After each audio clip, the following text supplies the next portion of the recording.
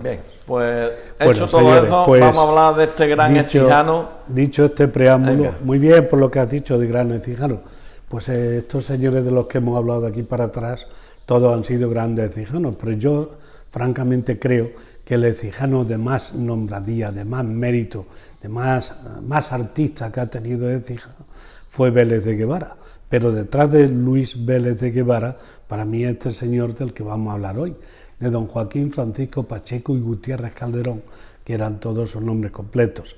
A mí me van a permitir que lea hoy quizá más de la cuenta, porque resulta que yo soy incapaz de retener tantísimas circunstancias, tantísimas fechas, tantísimos nombres, y lo que no quisiera es crear confusión, sino todo lo contrario. Así que voy a leer un poquito más y lo que espero también es sembrar la inquietud por saber de este hombre.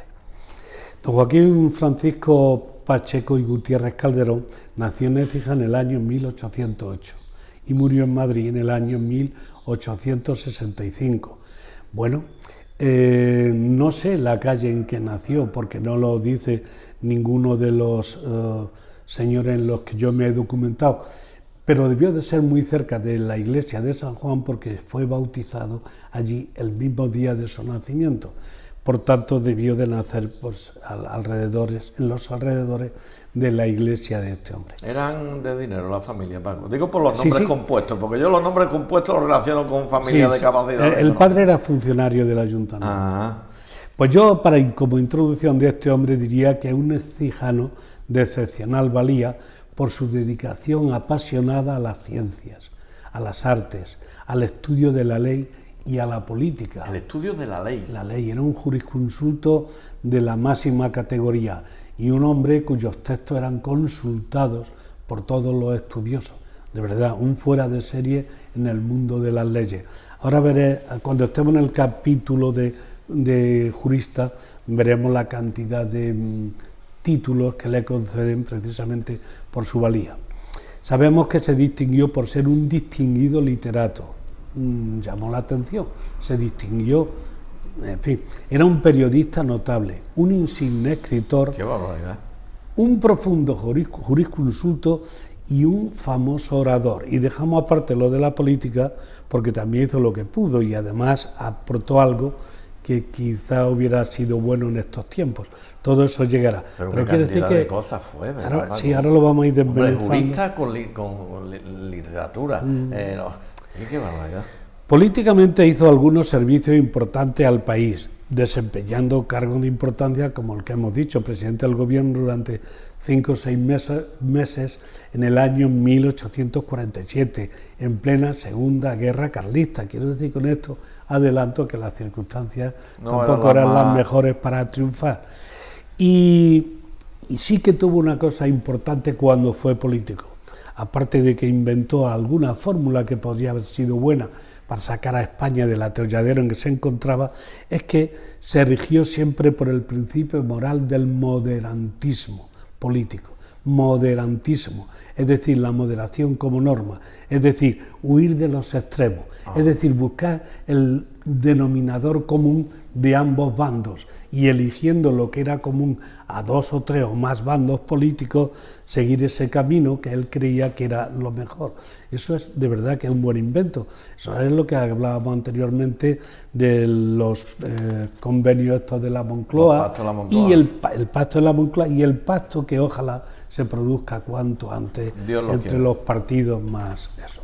Hemos dicho que vivió entre 1808, el año en que empezó la guerra de la independencia contra los franceses, y 1865, 3 años antes en que se produjera uno de los acontecimientos más significativos del siglo XIX, como fue la Revolución de la Gloriosa, porque con la Revolución de la Gloriosa se interrumpió el gobierno de los Borbones, hasta que después, en 1875, 6 años después, fueron de nuevo restituidos.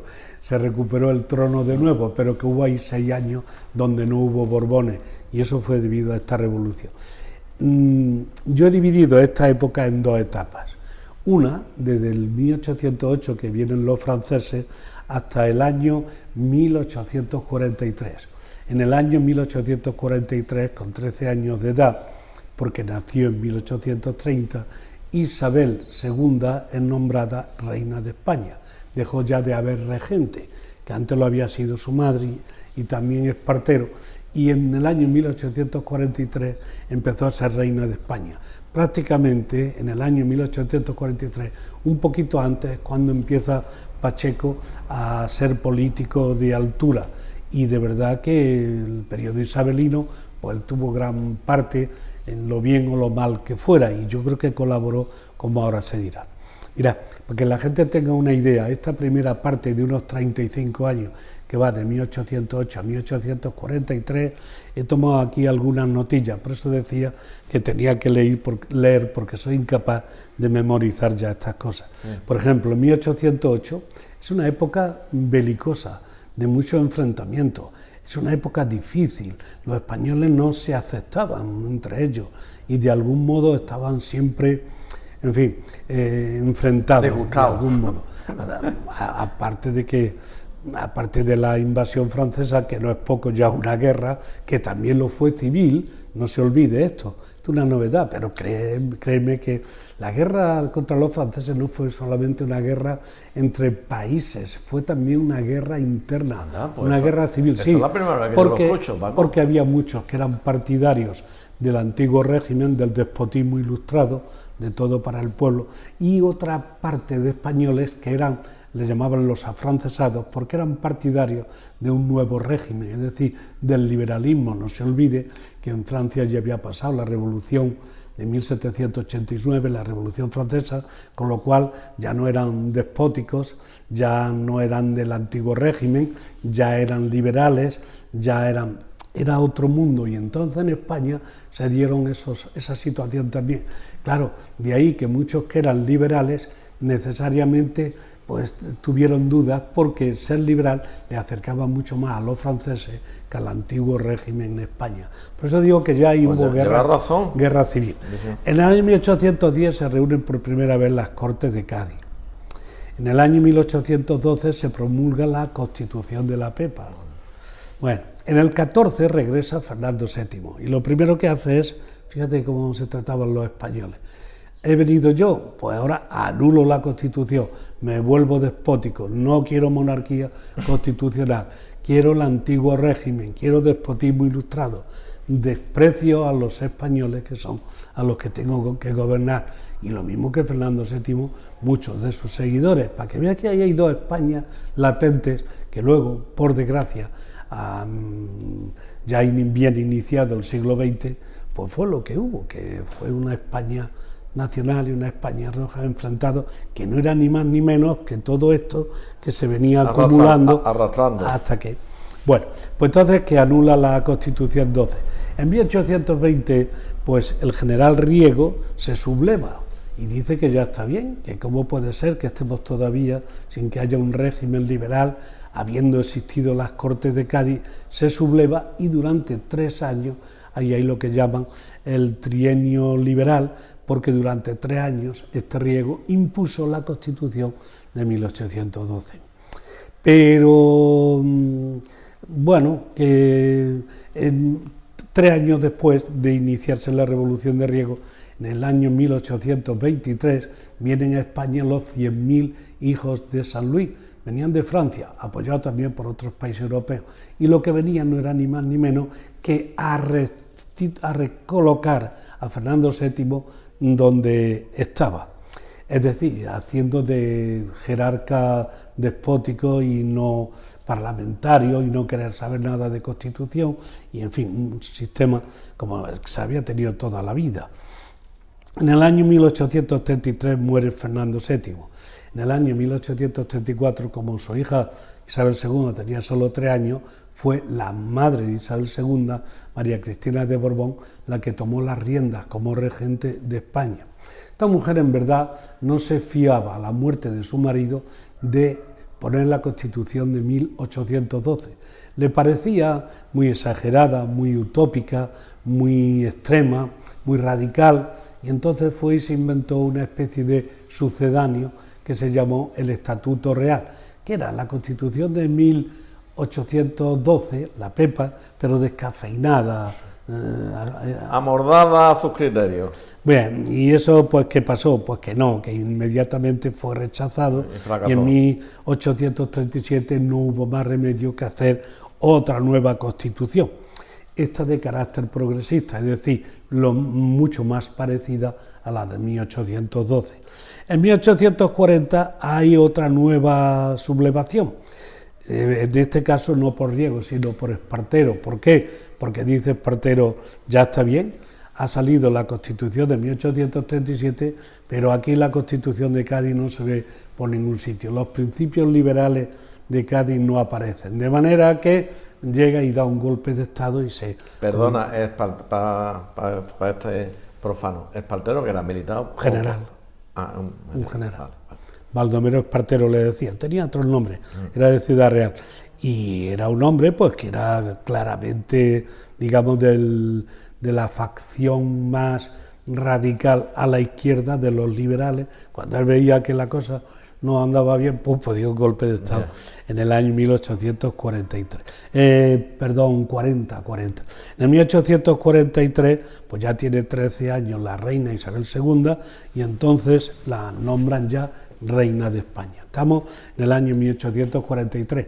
Aquí empieza la segunda parte de esta exposición y aquí empieza verdaderamente, a partir de ahora veremos cómo empieza a brillar la estrella de Joaquín Francisco Pacheco y las cosas que hizo. ¿Qué hechos quedan de estos 35 años primeros? Para que veamos qué ha pasado en España desde que llegan los franceses hasta que llega Isabel II al trono. Pues han pasado los siguientes hechos que no son ninguna tontería. Primero, la separación de Hispanoamérica. Tú sabes que España era España, Hispanoamérica, todas las tierras de allí, eso era una prolongación de España. Pues en el año 1811, a poquito llegan los franceses, empezando por Venezuela, dijeron que no, que hay que aprovechar ahora la debilidad del gobierno español que está de pelea con los franceses para separarnos, que no queremos saber nada de la metrópoli, que queremos ser independientes, que queremos ser autónomos, mayores de edad, y ahí empieza la separación. Empezó en ese año, 1811, y acabó, como sabe todo el mundo, con la disolución total del imperio en el año 1898. Por supuesto que ya no vivía Pacheco, vivían otros, donde se perdió Cuba y las Filipinas, y otro que no me acuerdo ahora mismo. Bueno, que eran los últimos restos del imperio. Así que fíjate bien lo que significa para España. De momento, de buena primera, intentar perder y llegar a perder con el tiempo todo el imperio que lo teníamos por allí. Después hay una revolución liberal, que es básicamente lo que he dicho, una revolución liberal que con la llegada de Espartero ya se puede decir que el liberalismo ha triunfado en España. Es decir, hemos acabado con el antiguo régimen, el despotismo ilustrado, no democracia, no participación del pueblo, no las cortes en el sentido actual, que siempre ha habido cortes, y sí el liberalismo, ¿no? El liberalismo tuvo 3 fechas importantes. Los comienzos, porque cuando viene la guerra los franceses es cuando el liberalismo empieza a organizarse, hasta llegar al 12, que es la Constitución de Cádiz, después en el 20 con la rebelión del general Riego, y por último en el 40, que lo hemos dicho, con Espartero. Pero cuando llega el año 1840 ya el antiguo régimen será algo ya olvidado. Al mismo tiempo ha aparecido el romanticismo. Todo esto contribuía a ese acaloramiento y esa actitud del ejército que a veces se alzaba incluso el pueblo lo alimentaba.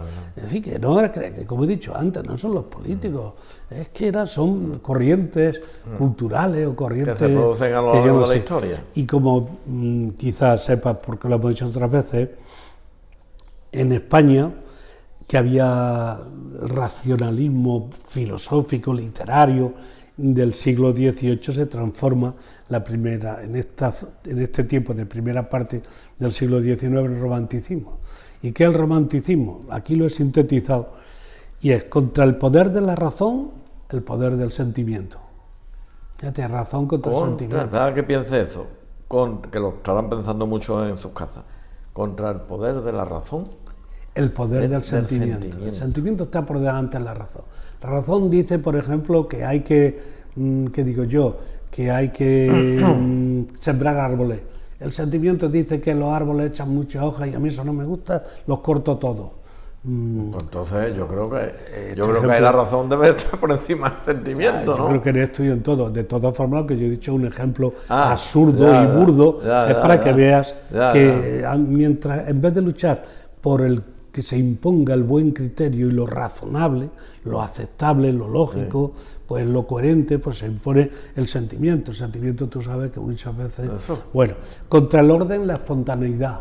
Nada de prever, sino venga, lo que salga, lo que... A mí la disciplina me encanta. Contra la claridad, la sensibilidad, algo que me produzca emociones. No hace falta que esté claro, que me emocione. Contra el apego a la sensatez, la novedad. Y contra la reflexión, la improvisación. Entonces es muy individualizado todo, ¿no? Claro. Porque si se aplica ese concepto, Paco, en aquella fe, el individuo tomaba un protagonismo tremendo, claro, ¿no? Pues es que, más que la colectividad, ¿no? Pues es que hay que aceptarlo así, Rafael, así son las cosas. Pero debe de ser el colectivo, ¿no? Lo que tiene que, ¿no? Debe ser. Digo yo, pienso, sí, claro. Humildemente. Hombre, la colectividad está antes que los fenómenos individuales o pequeños, localizados. Pero yo creo que es que la gente se harta. Esto ha ocurrido siempre, ¿eh? Los cambios literarios siempre ha sido uno oponerse al contrario, al que le precedía con argumentos contrarios. El Renacimiento y el Barroco son opuestos porque se hartan el uno del otro. Y el Renacimiento se opone a la Edad Media porque los renacentistas ya están hartos de lo que llamaban el oscurantismo medieval. Y los medievales se oponen al criterio clásico porque dice, y el siglo XVIII, que es el neoclasicismo, el racionalismo, se opone al XVII porque el barroco era todo elucubraciones y adornos sobre adornos. Y bueno, y ahora después de un siglo XVIII racionalista, pues se pone... ¿Por qué? Por decir una razón. Yo no soy historiador, que quede claro. Sí, pero... Hombre, yo estudio historia de la literatura, pero no historia, que no es mi especialidad. Pero no cabe duda de que a lo mejor a comienzos del siglo XIX la gente ya estaba harta de tanto imperio, de tanto imperio español, de tanto imperio francés, de tanto Europa uniformada por el gobierno de Napoleón, y entonces lo que quería era romper, y huía de lo preestablecido, de lo habitual, de lo canónico, de lo aceptado como bueno, y se hacía pues diferente, espontáneo, sentimental, todo eso así. España pierde poder, comprenderás que en guerras, la guerra civil, las guerras carlistas que ya han empezado porque empezaron en cuanto que murió Fernando III. Perdemos el imperio, pues dime tú a mí el poder de España. Y Napoleón la lió también aquí. Claro. Vamos, el ejército de Napoleón. Luego después hay una segunda parte de todo lo que va. Es que cuando termine esta introducción, que lo que trato es de contextualizar los años de vida de este Pacheco. Es que esto es necesario. Y cuando se conozca todo esto, cómo era la España de entonces, los movimientos socioculturales, se podrá comprender mejor la actitud. Es por lo que siempre se ha hecho así. Digo que esto no es por rellenar, es que esto es una exposición. Pero es que es correcto, como vamos. Decíamos que la segunda etapa la hemos llamado isabelina porque la protagonista de esos 25 años, antes eran 35, ahora no es ni Fernando, ni este, ni el otro, sino que son 25 años que es Isabel la que protagoniza la historia de España. Entonces, en 1843 pues toma posesión. En 1854 se funda la Unión Liberal. Esto es importantísimo. La Unión Liberal no es ni más ni menos que la manifestación práctica de lo que antes hemos llamado moderantismo. Moderantismo, es decir, el gobierno de la moderación.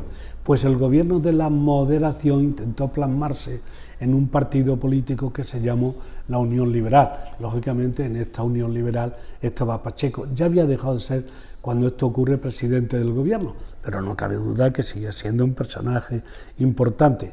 ¿Qué pasa? Pues que todo en esta vida nace y crece, pero muere, y todo lo que aparece un día, otro día deja de existir. Hasta los seres humanos.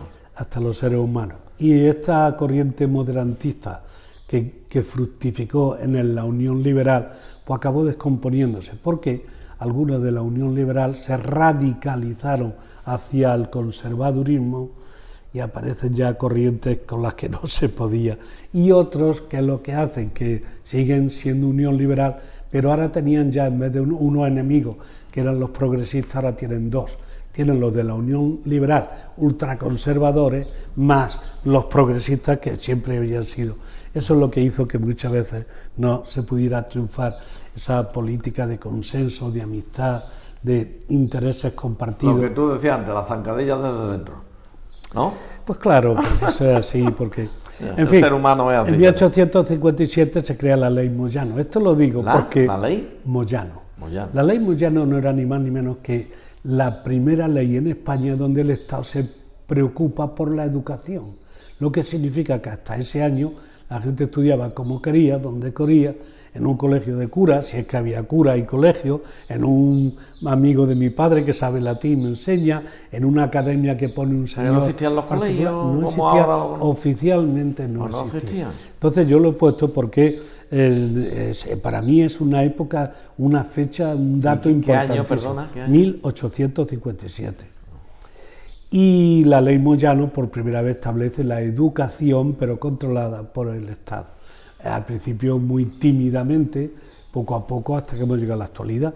Y yo le doy muchísima importancia, porque yo que he sido educador toda mi vida, pues yo es que para mí la solución a lo que decíamos esta mañana, de esos comportamientos extraños, de esa falta de consenso, de ese vandalismo por el vandalismo sin ningún provecho, yo creo que eso se soluciona a base de educación y cultura.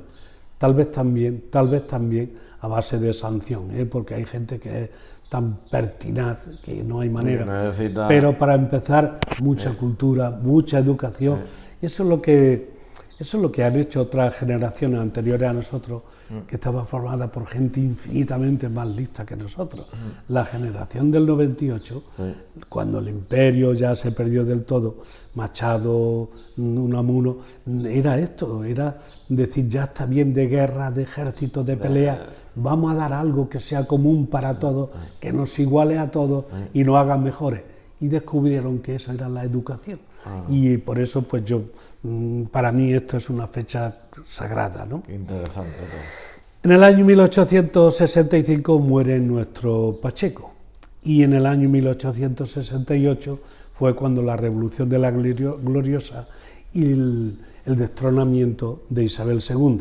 A continuación, salvo lo del 1898, solamente algunos asuntos de poca importancia ocurrieron durante el siglo XIX, como son, por ejemplo, en el año 1870, después de quitar a Isabel, pues viene Amadeo I de Saboya, de Italia, creyendo que iba a ser la solución. Nada, duró un año. Un año o dos, quiere decir que en poco tiempo. En el año 1873, 2 años después de Amadeo, que se tuvo que ir aburrido, dicen que no lo dejaron gobernar, no entendía a los españoles, esto era todo... En fin, entonces viene la Primera República, alguien dijo ya, la solución, el gobierno más democrático, más del pueblo, más participativo, más... La Primera República de 1873 duró 11 meses y tuvo 4 presidentes. Hay que fíjate tú el plan. Y entonces, ¿qué pasa? Que en una situación como esta, qué caos, ¿no? A finales del 74, principios de 1875, pues tuvieron que venir de nuevo los Borbones, que fue cuando Arsenio Martínez Campos, el general Pavía, pues cogieron a Alfonso XII y lo colocaron en el trono. Y con esto pues acaba el siglo XIX, que es lo que hemos venido a hablar aquí hoy. Bueno, no sé si he sido capaz de sintetizar... No, perfectísimamente, perfectísimamente, Paco. Hechos que quedaron para la historia de esta segunda parte, pues por ejemplo la situación económica. Fíjate qué curioso, a pesar de los pesares, a pesar de las guerras, a pesar de los levantamientos... No me vaya a decir que progresamos económicamente. Sí, señor. Con todo ese conflicto social increíble y político... Sí, se avanzó en el terreno económico. Sí, señor. Y se avanzó por la siguiente razón. Ahora lo voy a explicar. Sí, primero porque resulta que se consiguió establecer el ferrocarril en España entera. poner el ferrocarril que llegara a todos los rincones de España, hombre, obviamente eso lo entiende cualquiera, no iba a haber ferrocarril en todos los pueblos, pero sí en las grandes capitales, como era radial, quiere decir que empezaba en Madrid, iba una línea a Galicia hasta la punta, otra a Burgos, otra igual que las carreteras, otra hasta Valencia, otra hasta Andalucía, que podía haber pasado por Écija, pero sabes y bueno, que yo explico Clemente el motivo, perfectamente, le dedicó 2 horas a hablar del ferrocarril. No vamos a insistir, y otra línea que iba a Extremadura, que por cierto todavía parece que no está... el AVE no funciona todavía. Bueno, pues a pesar de eso, y luego las grandes inversiones, no solamente nacional, sino extranjeras, en la industria textil en Cataluña, que fue cuando el despegue, y la industria de los altos hornos de Vizcaya. Pues esas 3 circunstancias, el ferrocarril es obvio, vamos, no hay que ser economista, el ferrocarril pues lleva pasajeros, lleva turismo, lleva mercancías, lleva cosas, vende aquí, compra allí, transporta, lleva, es decir, que une, vertebra a España. Ahora sí está razonado el por qué con esa conflictividad se avanzó económicamente. Claro. Después, en el orden social está claro lo que decíamos antes. Ha desaparecido por completo, ya nadie se acuerda hablar de Fernando VII, de los 100.000 hijos de San Luis, del despotismo ilustrado, de los conservadores a ultranza, ya somos todos liberales. Bien, ahora bien, eso significaba también otra cosa, y es que con Fernando VII y antes no había clases sociales, había estamentos sociales. Tú nacías noble, eras cura o eras pobre, y entonces había esos 3 estamentos. Como las castas de... Exactamente, o pertenecías a la nobleza, o pertenecías al clero, o pertenecías al pueblo. ¿Y no te podías mezclar? Nada, imposible. Bueno. Y recuerda sus símbolos, los nobles tenían la espada, el clero tenía el libro, la pluma, la cruz, bueno, todo. Bueno, la pluma, digamos. Corrígeme, Paco, eso es una cosa... Los griegos también eran así, ¿no? En cierta forma. Tenían el que era el pensador, el guerrero y el trabajador, ¿no? También. Eran 3 clases. Allí en Grecia una... Pero no se podían mezclar entre ellos. Vamos, corrígeme, que yo aprendo de ustedes. Lo siento, mira, podía hasta quedar bien, pero lo siento, lo que no sé no debo decir. Vale, ya está. Sé que allí había una democracia incipiente en el sentido de que no votaban todos, solo los que tenían algún tipo de riqueza o de posesiones. Pero que yo he leído eso, que si era guerrero, era guerrero.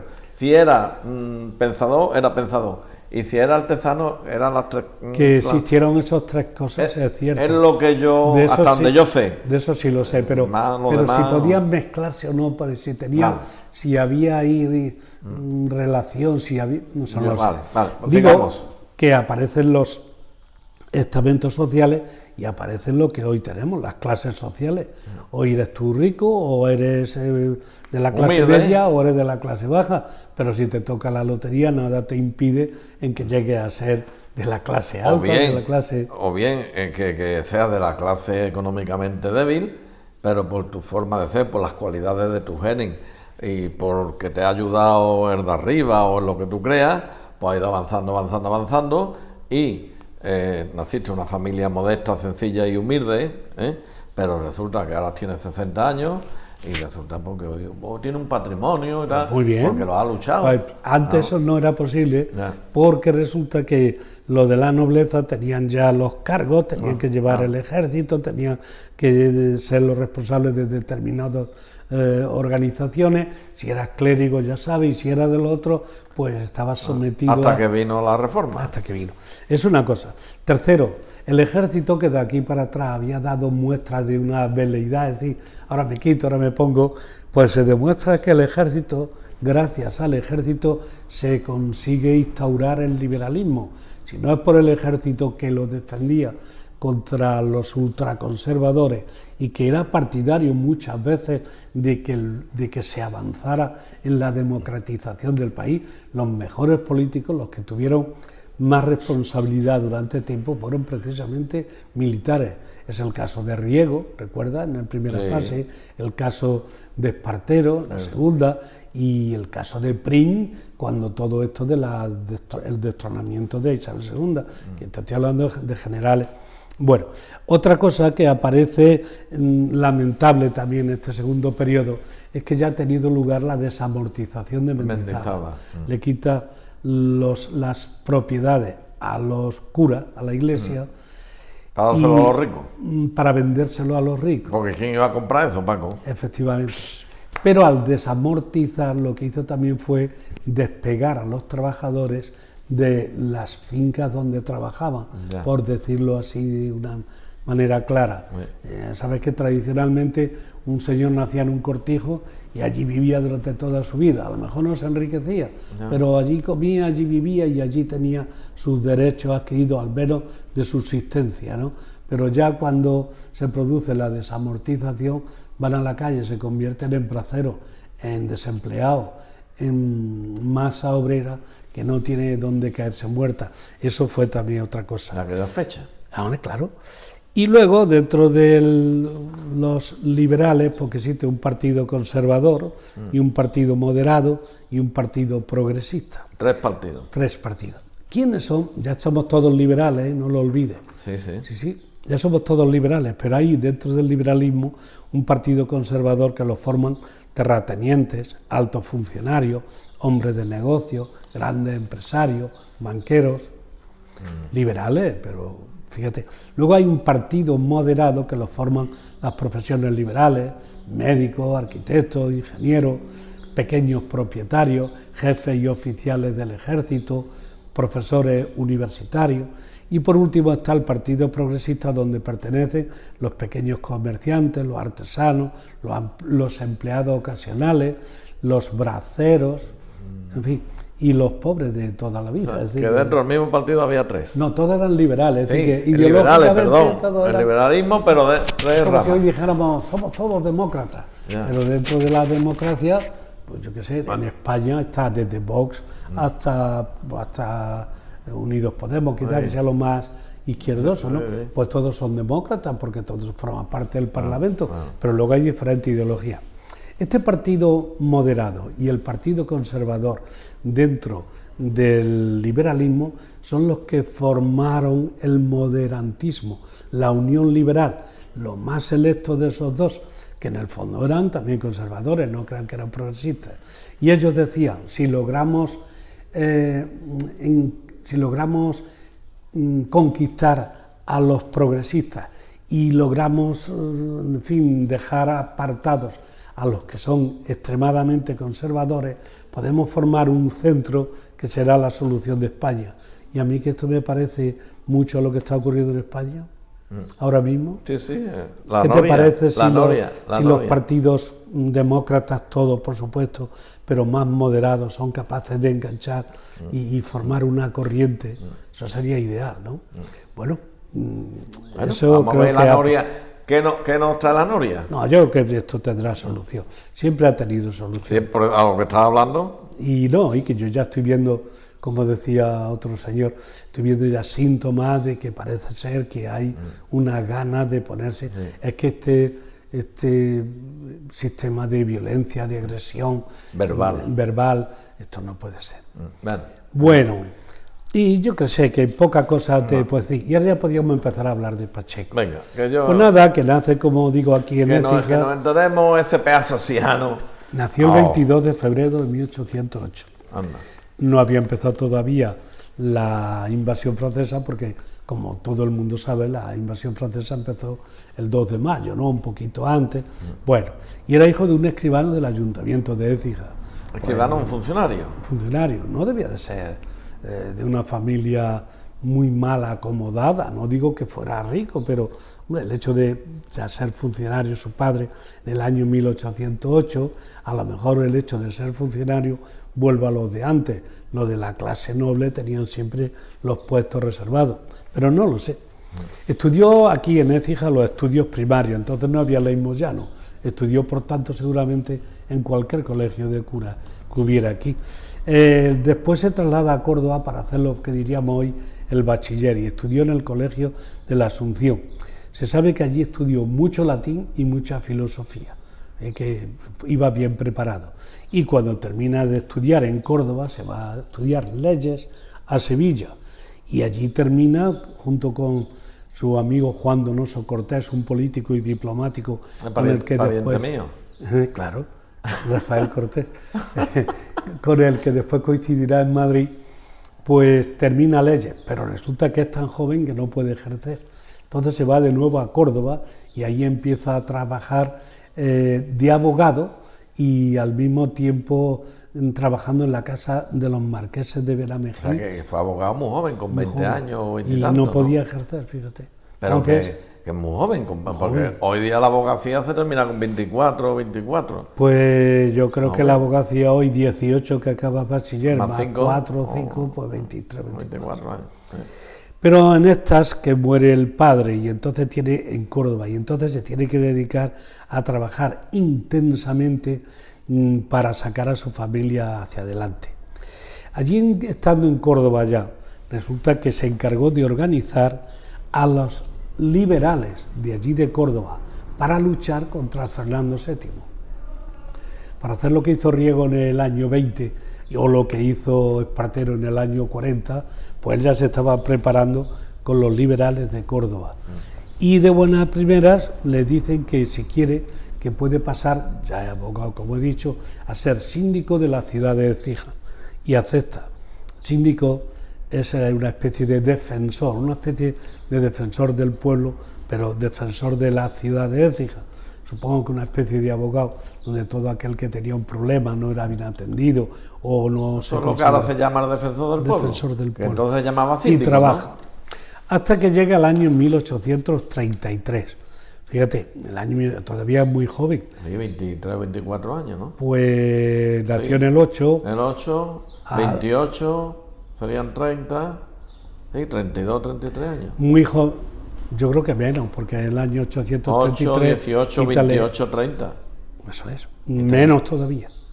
Nació en 1808. 8, el 18, 10 años. Tenía 25 como mucho. ¿No me ha dicho 1830 y tanto? 8, y estaba en el 33. 33, 18, 28, perdón. Yo creo que van 25. Lleva razón. Bueno. Disculpen. ¿Tú ves como todos tenemos la azul? Pues no estaba yo preocupado porque digo, verán, los que oigan esto dirán, pues sí que nos has dicho, nos ha aclarado bien dónde está la calle Carrera. Y es que, hablando de que sí nació, que sí vivió, pues... No, te induje yo al lazo. Bueno, te dije, en total, que este hombre decide... con 20 y tantos años muere Fernando VII y él dijo, yo creo que este es el momento de ir a Madrid y hacer allí fortuna. Él iba con la intención de poner un gabinete junto a su compañero de estudio, Juan Donoso Cortés. Pero cuando llega allí resulta que se produce en ese año 33 la primera guerra carlista. Entonces la prensa tenía un poder importante. La prensa era la que hacía la política en aquellos tiempos. Y entonces él decide de momento no montar, porque las circunstancias no lo permitían, ese gabinete y dedicarse al periodismo. Y fíjate en muy pocos años lo que consigue. Primero trabaja en el Ministerio de Fomento con Javier de Burgos como director del Diario de la Administración, periódico seguramente el más, como hoy el Boletín Oficial del Estado.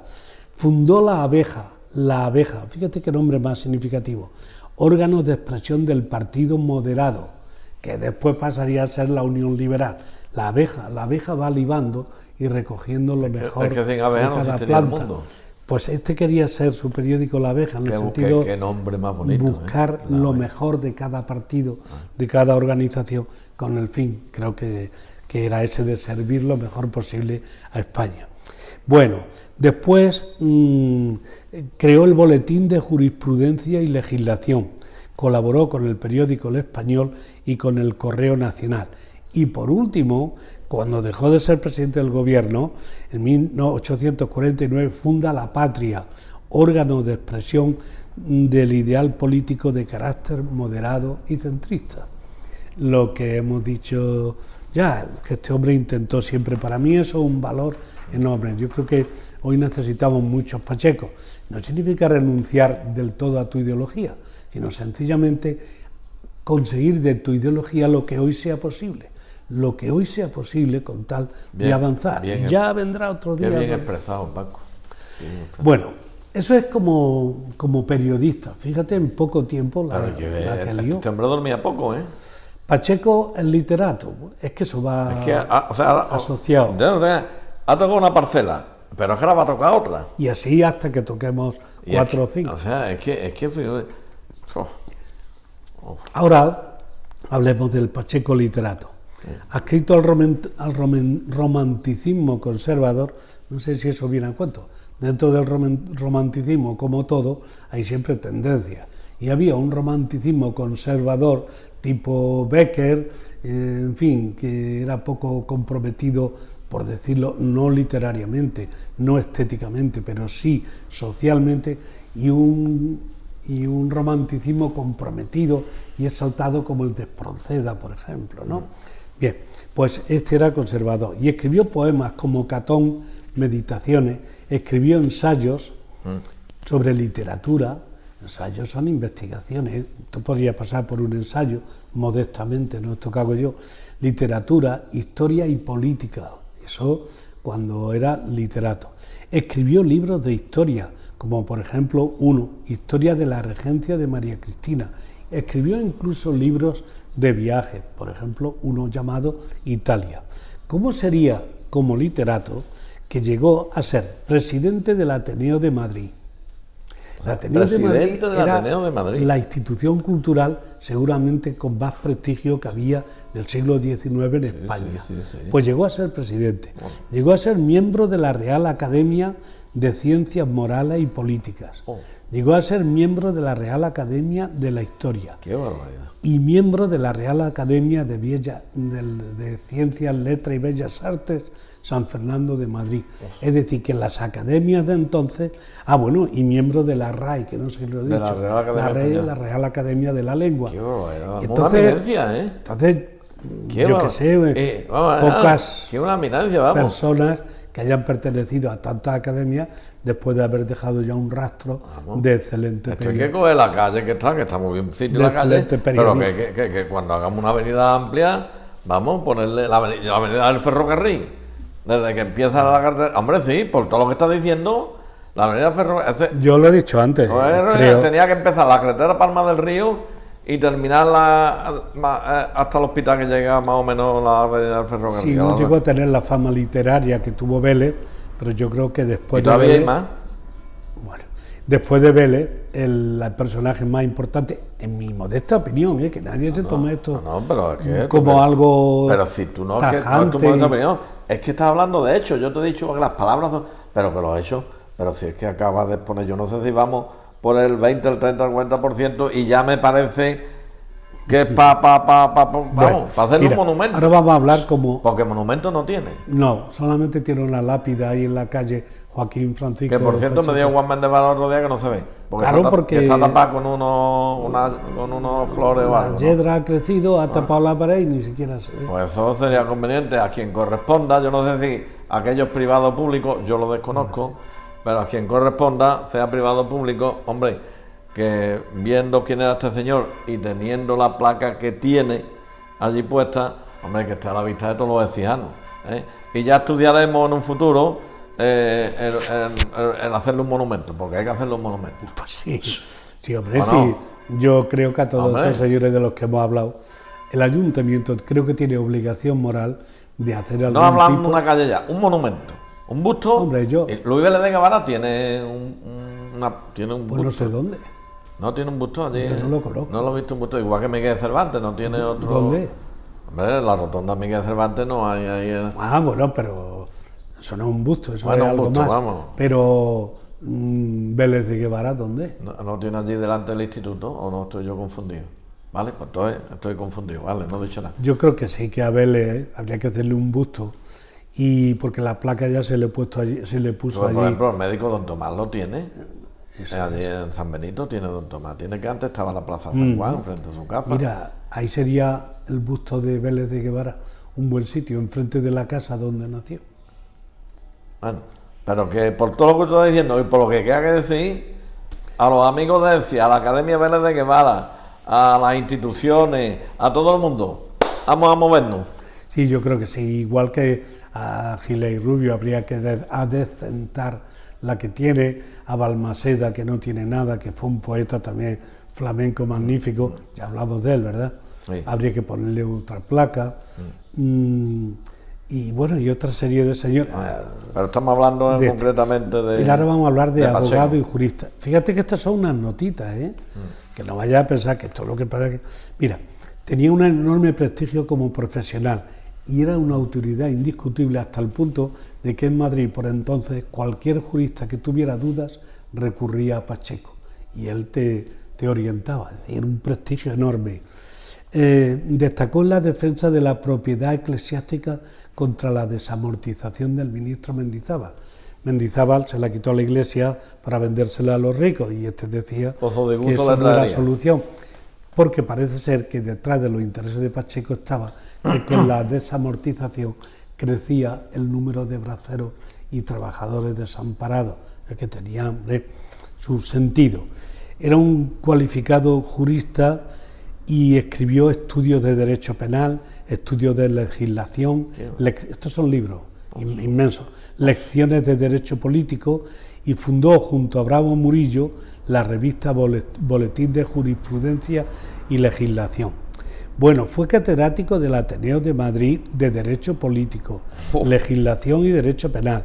Fue presidente de la Academia de Jurisprudencia y Legislación, esto además de las anteriores que ya he citado, y fue fiscal del Tribunal Supremo de Justicia. Vamos, que eso lo estarán diciendo en sus casas todas las personas que estén viendo esto, que los que sabéis esta historia, a lo mejor de los 39.000 habitantes, más todo lo que está viendo por ahí, a lo mejor lo sabéis 1.000 o menos, pero la mayoría, yo que me estoy quedando, sí, señor, yo estoy alucinando. Mira, ya que estamos aquí, ya parece que no estaba ante la cámara, sino que esto es una charla amistosa como tú. Yo hubiera querido que esto lo hubiera hecho mi amigo Miguel Aguilar. Miguel Aguilar es abogado, y un abogado seguro que lo hubiera sacado más jugo a esta información de carácter jurídico y de... Bueno, pero tú lo que estás dando pinceladas de todo. Relativo a la abogacía. Porque entonces es que tú estás dando pinceladas de todo. Claro, porque es que... Pero en fin, bueno, que total, que no hubo más remedio que hacerlo porque yo veía que pasaba el tiempo y de este hombre no se hacía nada y lo hice. Vamos a ver como político. Fíjate que este va a ser un poquito... Bueno, ya hemos dicho que entra en política en 1836. Entra en política a los 3 años de estar en Madrid. No sé si recuerdas por qué entra en política. Sabes que en el 36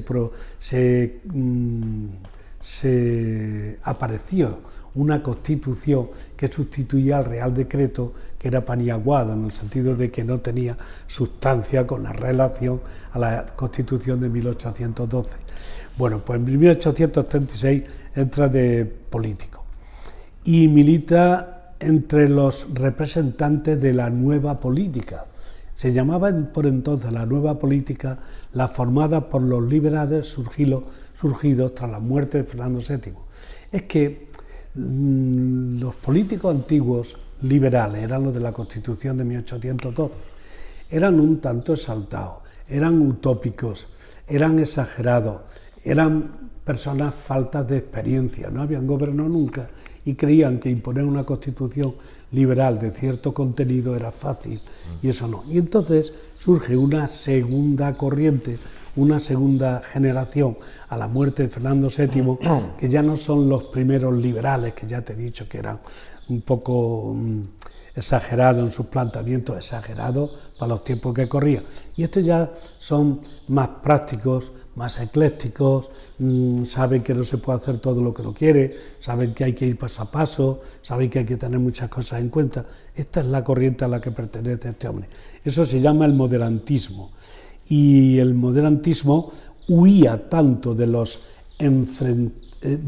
que eran partidarios de los 12añistas, 1812, es decir, los que crearon la Constitución de 1812, muy teóricos, pero sin experiencia, y al mismo tiempo huían de los progresistas que a veces se mostraban, parece ser, de modo anárquico, desordenado, y entonces él no quería ni lo uno ni lo otro, él quería ir por la corriente de en medio. Él, en definitiva, esto me gusta a mí, dice, él en definitiva lo que pretendía era unir la monarquía constitucional, monarcas, lo que había habido siempre en España, pero controlados por la Constitución. Es decir, él creería que hubiera trono, de los Borbones, de acuerdo en este caso, trono sí, pero que gobernaran junto al Parlamento. ¿Te das cuenta? Monarquía constitucional, reyes, trono y al mismo tiempo Parlamento. Y combinar ambas cosas. Jefatura del Estado. Ni acabar con la monarquía, porque entonces hubiéramos entrado en una república, se podía haber entrado, pero la primera que vino bastante después acabó mal. O seguir, pero no una monarquía despótica como la de Fernando VII, sino una monarquía constitucional, trono y parlamento. Combinado, coordinado. En fin, a mí eso me pareció bien. Esta corriente moderantista, que con el tiempo digo que, sabes, he dicho antes que se constituyó en el Partido Liberal, duró poco, porque inmediatamente pues hubo muchos exaltados que se quedaron escorados a la derecha en el tradicionalismo, y él que siguió su misión por esta Unión Liberal y este partido centrista. En las elecciones de 1836 Pacheco fue elegido diputado, pero hizo poca actividad porque en el 37 hubo de nuevo otra constitución. En el 37 sale diputado por Sevilla y en la de 1840 de nuevo por Córdoba. Aquí ya tuvo alguna responsabilidad que no voy a citar dentro del Parlamento. En el año 1844, pido perdón por citar tantas fechas, pero es que es vamos colocando. pero es que es bueno saberlo. En el 44 de nuevo es diputado por Córdoba. En 1845 es elegido vicepresidente del Congreso. Fíjate cómo va varias veces diputado, va teniendo responsabilidad en cada una de las legislaturas, es nombrado vicepresidente y al año siguiente, en 1846, la reina Isabel II le encargó la formación del nuevo Consejo de Ministros. O sea, presidente pues ya lo tenemos, del gobierno. Presidente del gobierno. Que Un mínimo... Algo tendría. Un mínimo de lógica hace que veamos algunos aspectos, no todo fue bueno. No es que el currículum que tiene, además fue ministro también varias veces, pero presidente del gobierno solo está 5 o 6 meses. Vamos a ver con qué se encuentra este hombre nada más de salir presidente del gobierno.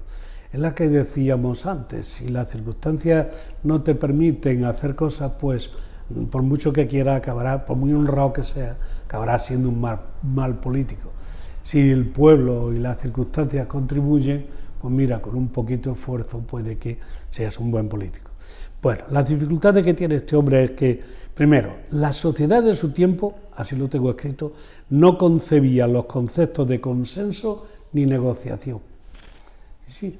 O sea, que estaba asimilado eso. ¿Sabes cómo se llamaba el consenso y la negociación? No. Politiqueo, pasteleo. Bueno. Así que tú te arrimabas a alguien que no fuera de tu partido y lo primero era de traidor para arriba y que tú eras un pastelero y que eras un vendido y que eras... De manera que esa era la sociedad de entonces. Bueno, segundo, había tantísimas formaciones ideológicas que no sabía uno con quién ponerse de acuerdo. Porque este día, sí, pero si haces tal cosa yo me quito, con el otro, sí, pero como pongas tal cosa del otro yo tampoco participo. Eso lo hemos tenido hace poco, muy recientemente, las líneas rojas que se ponían en los partidos. Yo con este no voy, yo con este tampoco, si va este no voy yo, si va... Eso recientemente, digo, hace meses que no va. Sí, que es de esa época, pero que viene, pero que todavía... Que la noria ha tocado en esta fecha. Luego, era común entonces lo que se llamaba la tendencia al régimen exclusivista. El régimen exclusivista era, estamos gobernando nosotros, pues todo lo bueno para nosotros, y para los demás ni agua. Sí, Es decir, que a los demás no se les trataba ni siquiera con la consideración política de diputado, representante de una corriente ideológica. No era de los míos, pues... Y en esa época tuvo que ser presidente nuestro paisano. Sí, así. Pues, Bueno, vamos. así que luego bueno. también el propio partido moderantista tiene sus propias dificultades, como quiere coger, hilar, encajar, armonizar lo mejor de cada partido, eso no siempre es fácil, ¿no? Es decir, muchas veces se pierde mucho tiempo en querer consensuar y no siempre se triunfa. Y por último, y esto lo voy a leer tal y como está, por la existencia de los indefinidos, los exaltados, los oportunistas y los irreconciliables enemigos de todo gobierno.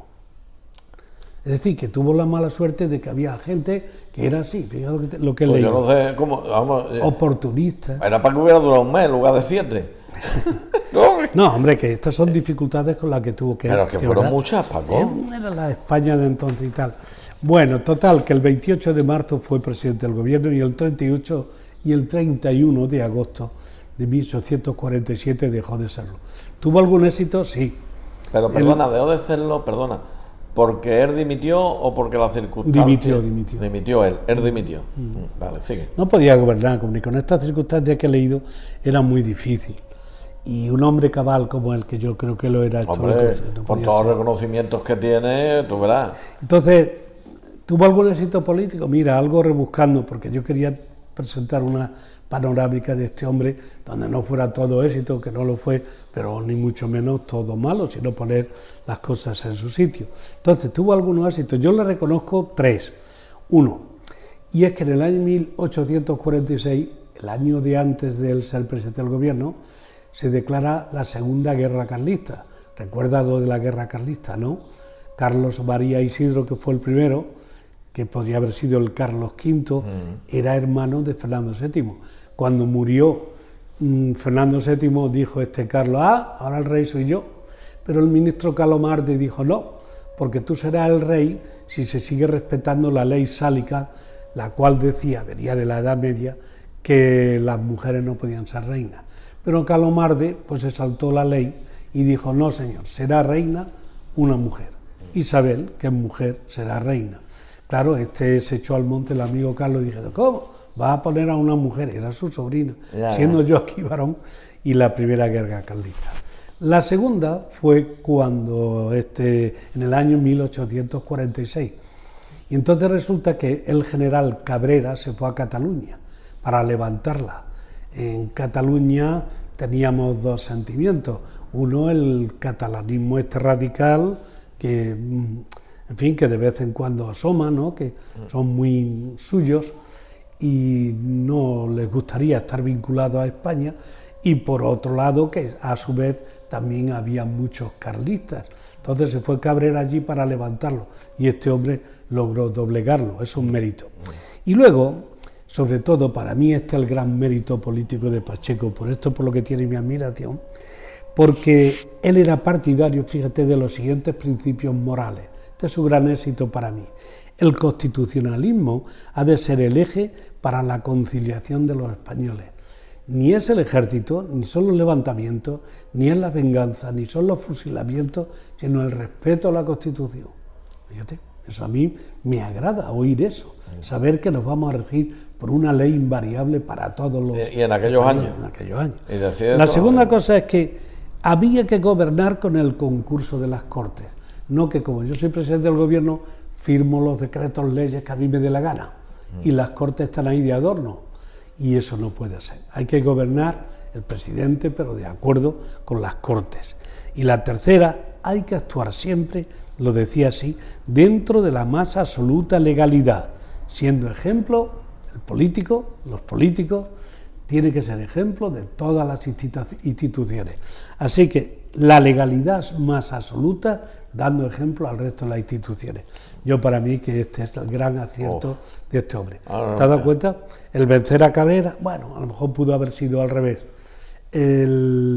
La segunda cosa que hemos dicho, que era el que no flexibil... Bueno, la ley de imprenta también la sacó adelante. Sí, porque estaba muy judicializada la imprenta por cualquier cosilla al juez, y él propuso una especie de jurado externo, jurado del gremio, que fuera capaz de resolver, lo mismo que ahora hay jurados particulares para el deporte, arbitrajes, en fin. Y eso también fue un éxito, pero para mí el éxito fue el éxito moral, este último, ¿no? Donde Constitución, respeto, colaboración con las Cortes y la legalidad siempre por delante, para dar ejemplo a todas las instituciones. Crítica, pues que no fue capaz de señalar con claridad cuál era el gran problema de España. Y el gran problema de España era, entre otros, pero hemos dicho el gran, era el paro, era la pobreza, era el malestar de la gente como consecuencia, entre otras, de la desamortización. Pero no fue capaz de poner el acento en ese asunto. O no pudo, sino que se perdió. Porque él se puso en contra de eso, por lo que tú has dicho anteriormente. Sí, pero no pudo, por lo que fuera, no lo arregló. Vamos a dejarlo así. Entonces, claro. La segunda fue que no acabó con la red de ferrocarriles españoles. No acabó, porque esta organización radial pues no la completó, incluso había una segunda intención. 7 meses, ¿no? Claro, pero en ese tiempo no hizo nada por arreglar esto. Pero es que había otra segunda, como tú sabes, un segundo proyecto, que era que las conexiones del ferrocarril español no fueran solo radiales, desde Madrid a los extremos, sino que fueran circulares, círculos concéntricos. A 100 kilómetros de Madrid un círculo, a otros 100 kilómetros otro. Y como está la F20, la F30, bueno, la F, claro, la M20, bueno, la claro, M30, porque así no estaríamos luchando ahora por el corredor del Mediterráneo, que está sin hacer, en carretera, no te digo nada, en tren, lo que queda, ni otras cosas. Pero en fin, parece ser que no hizo lo de los ferrocarriles, tampoco fue capaz de acabar con el paro. Claro, pero es que eso es que acabar con el paro, eso es difícil. No, y entonces ya queda nada más, después de todos los últimos servicios políticos. En 1850 deja de ser presidente del gobierno, pero no por eso deja de ser diputado, en este caso por Teruel. Y después llegó a ser diputado por Lucena. En el año 1854 entre el año 54 y 56, durante el gobierno de Espartero, Pacheco fue su ministro de Estado, ministro de Gracia y ministro de Justicia. Ministro de Gracia y Justicia es lo mismo, ministro de Estado y ministro de Gracia y Justicia. En 1856, cuando se va Espartero, fíjate que Espartero era un radical, como no le importó ser. Es decir, que el hombre estaba dispuesto a transigir con tal de dirigir las cosas. En el año 56 se va de embajador, antes, es que veo aquí Londres, quizás me he pasado, creo que antes fue en Roma. Embajador en Roma. O sea, que además de diputado tantos años, de ser ministro, ser presidente del gobierno, también ha sido embajador. Sí, después, ya un poco para compensar los servicios prestados, se fue a Roma. Después se fue a Londres de embajador. Y después fue embajador en México, aquel hombre. En 1864 fue por última vez parlamentario y ministro de Estado. El ministro de Estado es una especie de ministro de las administraciones, que te diría hoy. Eso fue ya en el 64. Y vamos a hablar de lo último, y es que murió en Madrid en el año 1865, el 8 de octubre, después de haber sido nombrado senador vitalicio y condecorado con la Orden de Carlos III. Alguien, cuando murió, dijo entonces: al morir Pacheco, apenas nadie dijo nada en la prensa de aquellos días, quizá porque es la política donde predomina la pasión sobre la razón, donde las banderías todo lo empequeñecen, donde la fe se convierte en escepticismo y donde el patriotismo a veces se transforma en irrisión, es decir, en una vergüenza, en un escándalo. Alguien escribió eso en un periódico. Mira lo que era este hombre. Yo ya he terminado, pero siempre me gusta, a modo de síntesis, decir alguna cosita en el capítulo de conclusiones. Joaquín Francisco Pacheco destacó en varios campos, pero sobre todo en la jurisprudencia y la política, en la que llegó a ser presidente del gobierno. Eso debía de quedarnos claro, que no solamente fue excepcional en muchos campos, sino que llegó incluso a ser presidente del gobierno, cosa que creo que hasta ahora ningún ecijano ha sido capaz de. Que yo tenga conocimiento, por tanto, eso es digno de mérito. Segundo, que como político siempre perteneció a una línea moderada, llamada entonces el moderantismo, que se alejaba por igual de progresistas y conservadores. Es decir, que huía de ambos extremos. No es que esté mal ser progresista ni lo otro, de todo tiene que haber, es necesario que haya de todo, porque cada uno defiende su visión de la realidad, que no siempre es coincidente. Y de todo aprendemos. Pero de todo se puede aprender. Pero él optó, en vez de irse a un extremo u otro, optó por la línea esta ecléctica, práctica, y yo de estoy ser ahí, moderada. estoy en ese punto. Pero vamos, creo que los dos estamos en esa línea. Bien, a mí no me gustan los extremos, ni los en ningún aspecto, exaltados. ni personales, No, ni no, profesionales, no. Los extremos no son buenos para nada en la vida. Bueno, dentro del moderantismo, Pacheco era de los denominados puritanos, ¿no? Más papistas que el Papa, los que lo querían todo puro y limpio. Le llamaban puritano porque era partidario de respetar escrupulosamente los derechos de sus adversarios políticos. ¿Qué te parece? Moderado pero puritano a la hora del respeto y consideración a los representantes políticos del partido que fueran. Fíjate tú qué ejemplo es como tiene que para ser. lo que algunas veces vemos. Como presidente del gobierno, aunque tuvo algunos éxitos, la verdad que no demasiado, es que con lo que ha contado, cometió algunos errores debido a que se perdió en el laberinto parlamentario sin saber nunca atajar los problemas verdaderamente graves. Lo que yo he dicho antes, creo que lo interpreto bien, su afán por consensuar, por arrastrar, por evitar conflictos, por adecuarse a uno y a otro, hizo que a veces se perdiera el laberinto parlamentario. Claro, tú vas en un barco en medio del Atlántico y tiene una tormenta grandísima, con olas de 14 metros, pues no te da tiempo de estar actuando en los sitios importantes del barco. Lo creo. Y por último, y con esto acabo, Pacheco, de verdad, estoy convencido, lo digo de corazón, fue un hombre de bien, muy bien intencionado, trabajador incansable, se ha visto la cantidad de títulos y de méritos. Yo sé que no dormía, y un hombre honrado a carta cabal, con lo que se convierte en un ecijano digno de ser recordado por todos sus paisanos. Y esto es lo que se me ha ocurrido a mí escribir y decir acerca de Joaquín Francisco Pacheco. Pues no, Paco, muchísimas gracias por esta magnífica, extraordinaria exposición que nos has hecho, que él desde ahí arriba, que estará, lo habrá visto y te lo estará agradeciendo indudablemente que sí, y nos ha servido para este servidor.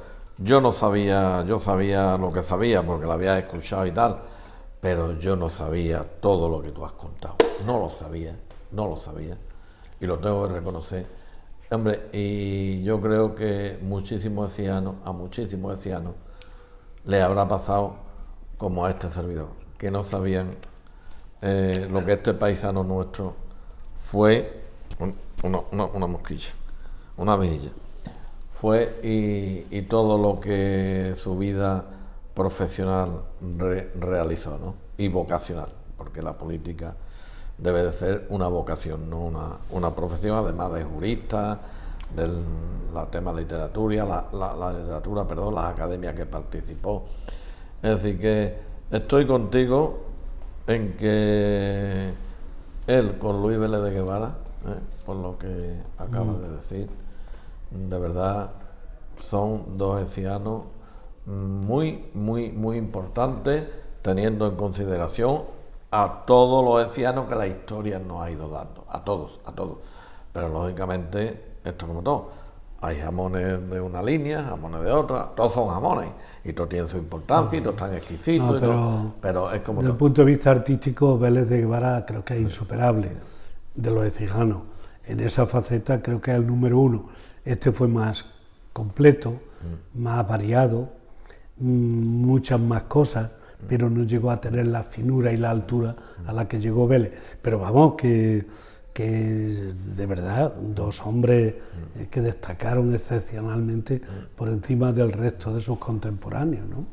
Pues yo me voy a tomar la libertad y me lo vaya a permitir, y si alguien se molesta, pues pido disculpas, creo que no se va a molestar nadie, que a raíz de todo lo que acaba de exponer el amigo Francisco, que la calle donde está, perfecto, vuelvo a pedir por favor a quien corresponda, sea privado o público o privado, y si no, que se pongan de acuerdo y lo consensúen, hablando del consenso de este señor, de que esa placa sea visible, de que esa placa se vea bien. Y dentro de lo posible, que se inicien los trámites. Yo no sé si la Casa Grande, el Ayuntamiento, el equipo de gobierno como tal, a iniciativa propia, puede iniciar un expediente para poner un busto o poner una rotonda o poner a este cijano nuestro, a este paisano que tan grande fue y que ha dado, porque claro, se habla pero es que se habla de Écija, ¿no? O bien tiene que ser a propuesta de instituciones como los Amigos de Écija, la Academia Vélez de Guevara, Casino, Artesano, en fin, no sé, porque yo me pierdo el tema de nombramiento. La burocracia, ¿no? Ahí me pierdo, no lo sé, pero sea como sea, yo hago un ruego a las personas que he comentado anteriormente y a las instituciones públicas y privadas, de que por favor, en la medida de lo posible, si así lo consideran oportuno, y creo que sí, tú estarás de acuerdo con este ruego. Totalmente, claro. A ver si dentro de unos años, antes que después, podemos tener ese busto o esa rotonda y que se reconozca, que diga, igual hoy pasamos por, oye, Miguel Cervantes, mira, pues fue, ¿no? Pues que se pase por esa rotonda o se pase por ese busto y diga, oye, pues este señor fue todo lo que el amigo Francisco acaba de exponernos. Así que para mí ha sido una verdadera satisfacción, en nombre de todos los écijanos, Francisco, y te lo digo nuevamente, y perdóname que sea reiterativo y hasta pesado, de corazón nuevamente, el que nos hayas ilustrado tan magistralmente y tan desmenuzadamente y tan bien transmitido lo que fue Joaquín Francisco Pacheco. Pues nada, para ti una satisfacción, igualmente para mí, que me hayas llamado para hablar de este hombre que yo creo que merece la pena. Y como yo no soy de Écija, pero llevo aquí ya 50 años... Tú eres écijano, Paco, pues ¿no? Yo ya me siento écijano. Tú eres de Bejíjar, ¿no? Bejíjar, perdón, no te sonrías. Pero tú eres écijano. Tú eres écijano. Tú has nacido allí. No pero... soy de naturaleza, porque yo nací allí. Sí, ya. Pero vale. La vida... Bueno, pues eres de allí y eres de aquí, ya está. En ese caso tengo dos nacionalidades. Dos poblaciones. No, pues la verdad que sí, yo nací allí y yo seré siempre de allí. Porque tú aquí eres muy querido, inevitablemente. Y no es que aquí eres muy querido, es que tú además quieres mucho a Écija, Francisco. Hombre, yo cuando llegué aquí era funcionario y si hubiera querido me hubiera ido, pero si es que yo me encontraba siempre cómodo en Écija. Y después no es solo eso, son las circunstancias. Yo llegué aquí a la SAFA y me encuentro con que hay un montón de compañeros con los que yo había estudiado y había sido amigo allí en Úbeda, que es donde estudiamos. Pues yo estaba en la gloria, si yo no noté aquí nada. Después, pues, en fin, mis hijos nacieron aquí, se echan amigos écijanos y es que no hay manera de arrancarlo, porque cuando hice las oposiciones para enseñanzas medias sí que tuve oportunidad de haberme ido, pero me dijeron descaradamente, pues vete cuando quieras, nosotros no nos vamos, pero hombre, claro, ¿dónde voy yo sin mi hijo? Los dejo aquí solos, eso era imposible. Total, y luego después ya digo que vino la cuestión de la política, fueron unos años muy intensos, muy difíciles, pero no me siento mal, al contrario, para mí es un orgullo, como he dicho antes, haber estado durante... Haber servido desde el poder que te da el poder a los ciudadanos. Exactamente, me siento muy orgulloso y satisfecho de que fuera elegida la lista de la que yo formaba parte para que rigiera los destinos de este pueblo, en mi caso durante 8 años, en fin, que yo no he tenido conflictos hasta ahora Hombre, puede que alguna vez, siempre hay gente Hombre, con la que discrepa y el que no. Dice pero que no, la gente... el que dice que es amigo de todo el mundo, no, porque no es amigo de nadie. No puede ser, todo claro. el mundo no te puede Hombre, caer. ha habido... A todo el mundo no le puede caer Y uno la bien. etapa aquella de concejal fue durísima en los... estamos en directo todavía. Sí. Bueno, No. no voy a decir nada que No. que sea malo, pero Estos son, en fin, ya quizás lo no sabes, interese, son tertulias, pero ¿no? quizás no interese al Sí, auditorio. estos son... No, lo que iba a decir que entonces había una rivalidad muy grande aquí entre el Partido Socialista y el Partido Andalucista, y a veces los plenos eran algo más que borrascosos, ¿eh? Y llegábamos a perder los estribos y a no dar ejemplo, que es una de las cosas que decía dar ejemplo, ejemplaridad para todas las instituciones. Y no lo dimos, hombre, pues eso pues es desagradable, no me hubiera gustado que sucediera así, pero en fin, todo no se puede evitar, ¿no? Total, que después ya, cuando estuve en el instituto, que ahora me cambio y me voy por ahí ya con cierta edad, venga, que yo ya me quedo aquí, y yo está por quedarme, quiere decir. Bueno, pues tú quieres a Écija, yo siempre, y Écija te quiere a ti, Paco. Bueno, ¿vale? Sí, te lo digo yo, hombre, que me paseo por la calle bueno, y camino, o sea, que no solamente caminas tú sacando tu perrito, ahí. Que no, que también los demás caminan. Yo no tengo perrito, pero voy con mis auriculares puestos, pues cómprate uno. Y voy charlando con unas personas, porque a mí conversar me gusta, no solamente aquí en los vídeos, y me gusta escuchar. Hazte con un perro, Rafa. Yo tenía 3, Paco, Oh, pero después cuando se van, los paso uno mal, ¿sabes, Paco? Cuando se marchan, los paso mal. Como la vida del animal, una vida de un año equivale a 7 del animal, claro, uno se fue con 12 años, otro con 14 y otro con 18. Con 18 años de la vida de perro, que son 90 años, multiplíquelo por 7. Y lo paso uno mal. Yo tengo ahora el tercero, y los 2 anteriores en mi casa ha sido un duelo profundo, empezando por mí. Y cuando claro, se vaya... los que no tienen perros no lo entienden lo que estamos hablando, pero los que hemos tenido perros y los que tenéis perros, sabéis, porque es que eso de que vaya a abrir la puerta y está allí y se te pone boca arriba. Y siempre celebre tu llegada, ¿verdad? Hombre. Que no ocurre siempre con los familiares, ¿no? Ya. Que a veces te recibe... Bueno, estimados amigos, buena gente extraordinaria, muchísimas gracias una vez más por el tiempo que invierten ustedes en ver los vídeos y que con tanto cariño realizamos. Yo, la logística y las personas que nos acompañan, que son las que le dan contenido contándonos su historia, pues gracias también a Francisco Martínez Calle, a don Francisco Martínez Calle, y gracias nuevamente a la propiedad del Hotel Domus Astigi.